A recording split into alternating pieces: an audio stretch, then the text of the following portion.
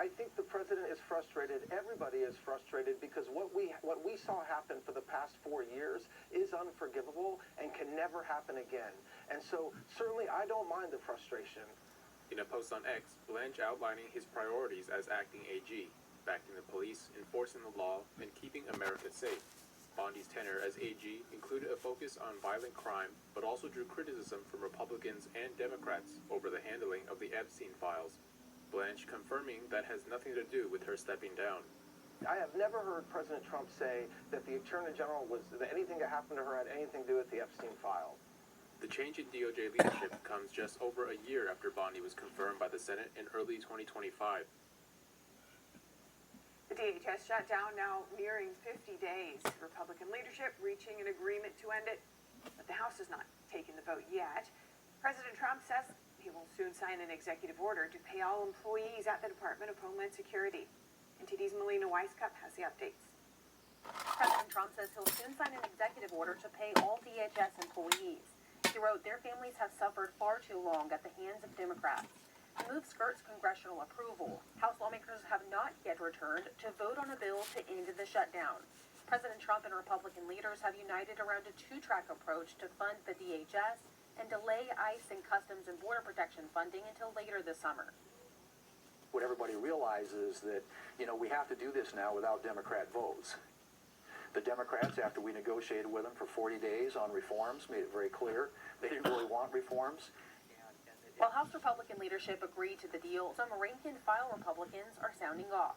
Congressman Scott Perry immediately reacting to the deal, writing, "Let's make this simple. Caving to Democrats and not paying CBP and ICE is agreeing to defund law enforcement and leaving our borders wide open again. If that's the vote, I'm a no." Congressman Randy Fine told The Hill, "There's no desire to pass the Senate Open Borders bill and then hope we get the reconciliation bill that would close the border. They've got to come together." If several House Republicans oppose the deal, House Speaker Mike Johnson will have to rely on Democrat votes to reopen the DHS. It's unclear when the House will return, the Speaker vowing action in the coming days. Reporting from Washington, D.C., Melina Weiskup, NTD News. And for more on this, I spoke with Andrew Arthur. He's a fellow in law and policy at Democrats the Center for Immigration don't Studies. care about Americans. Yeah, Congress needs to pass the funding bill. It's their obligation under the Constitution. But at this point, I'm not 100% sure what congressional Democrats are asking for in order to keep that going. Now, the president can sign executive orders. There is a large $10 billion fund of money in Section 9007 of the One Big Beautiful Bill Act that is specified for securing the borders of the United States. It's rather vague, and so the president can use that money. But, Stephanie, very quickly that money's going to run out. And so what we need to have happen in this situation is Republicans, Democrats need to come together. They need to pass a bill, or if the Democrats won't come along, the Republicans need to pass the Senate bill and then quickly do a reconciliation that will fund the rest of the Department, ICE, and the Border Patrol. And from your expertise on immigration law and policy, how has this funding impacted core missions like removals, asylum processing, interior enforcement? So right now we have a lot of immigration officers, Border Patrol agents. They continue to be funded. They're funded under the One Big Beautiful Bill Act until 2029. But Stephanie, there are a large number of support people, the people behind the scene that you don't see, the folks who do the processing and do the files, take the fingerprints and things like that. They're not getting paid, and they haven't been paid in the last 50 days, which is going to impact the mission. Now, I've been a government employee. I've gone through numerous shutdowns. I always knew that I was going to get paid at some point. But, when you're living month to month on your paycheck, you really can't wait for 6 months to finally get paid. So, it will have an impact on the mission. But honestly, I think having an impact on the mission is the only goal of the congressional Democrats who are holding this thing up. Okay, let's pivot now to the DHS rescinding the prior policy that required the Secretary to personally review every contract or grant above $100,000, so to a limit of $25 million. As someone who's overseen thousands of immigration cases, how do you see this step in regards to procurements for detention facilities, transportation, enforcement tools and such? So, Stephanie, before I ever got involved in immigration, I was a government contracts lawyer, and I can assure you that a $25 million threshold is actually about right. The Secretary of Homeland Security oversees a department of 250,000 people, and, he doesn't have the ability to look at every contract for $100,000 or more. When it comes to detention, I think that the focus of former DHS Secretary Kristi Noem was on converting large-scale warehouses into detention facilities, but that's not the way that immigration detention has traditionally gone. There are private contractors out there that have facilities that DHS could move into today.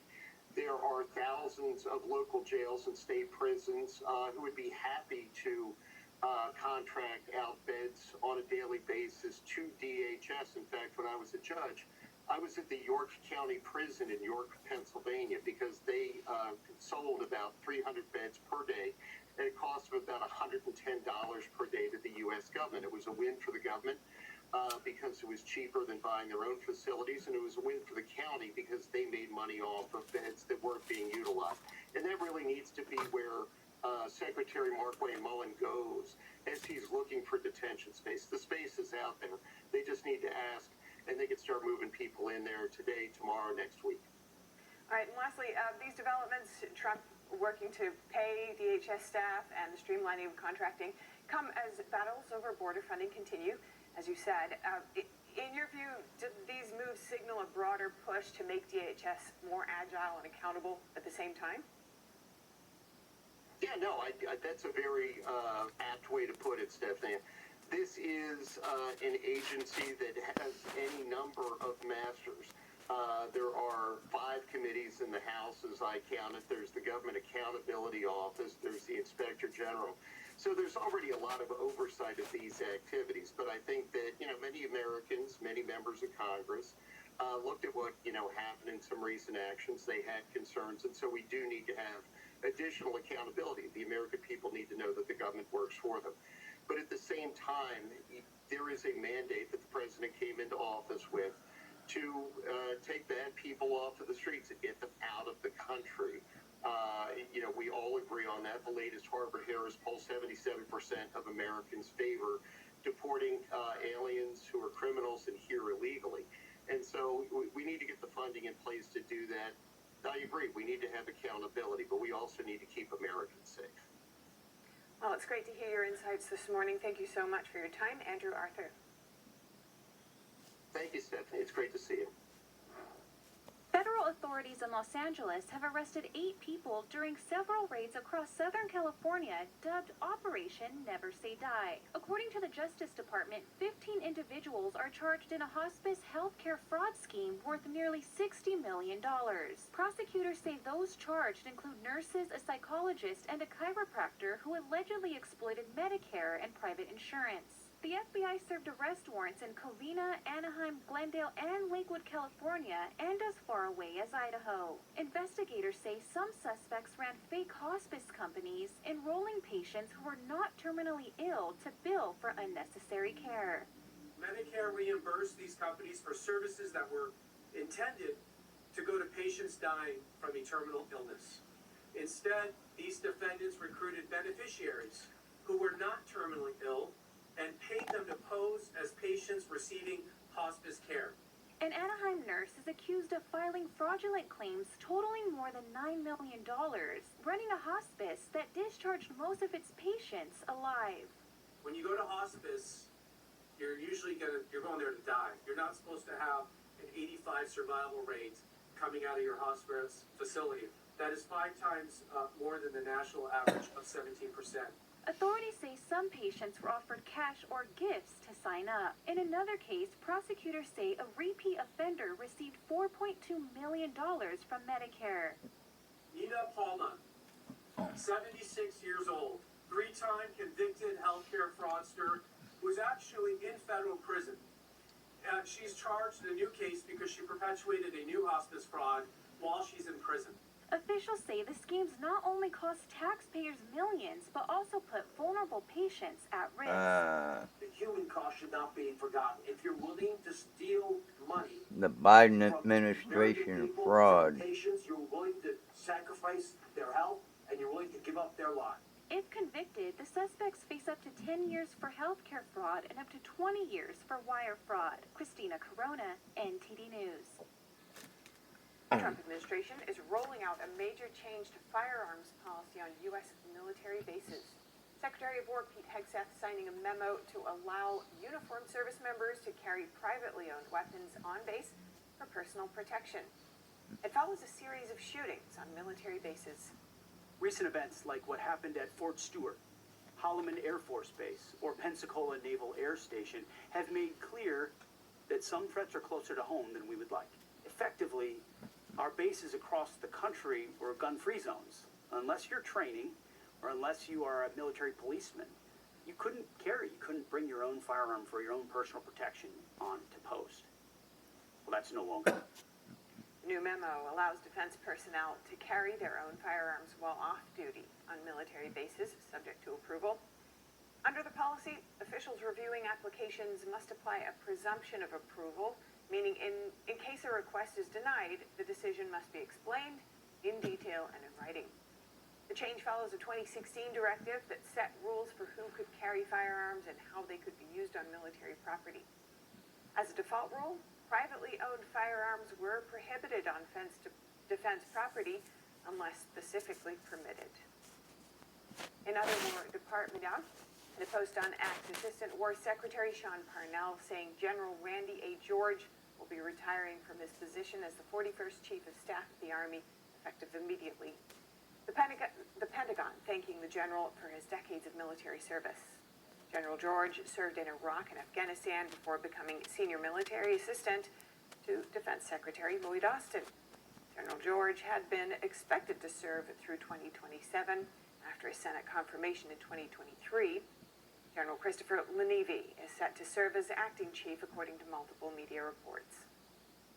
And a panel gives President Trump the go-ahead for his plan to build a grand ballroom in the White House. The National Capital Planning Commission yesterday giving its final approval for the project. The panel voted 8-1, with 2 commissioners voting present and 1 abstaining. The 12-member commission is in charge of approving construction on federal properties in the Washington, D.C. area. This comes just 2 days after a federal judge ordered a halt to construction unless Congress approves it. The judge's decision impacts construction activities, but not the planning process. The Trump administration is appealing that ruling. The planned ballroom will occupy 90,000 square feet of space in the East Wing of the White House. It does not President says involve it'll be able to hold taxpayer 1,000 funds. guests and be the finest ballroom of its kind anywhere in the world. Next, the Turning Point USA Spring College Tour is underway.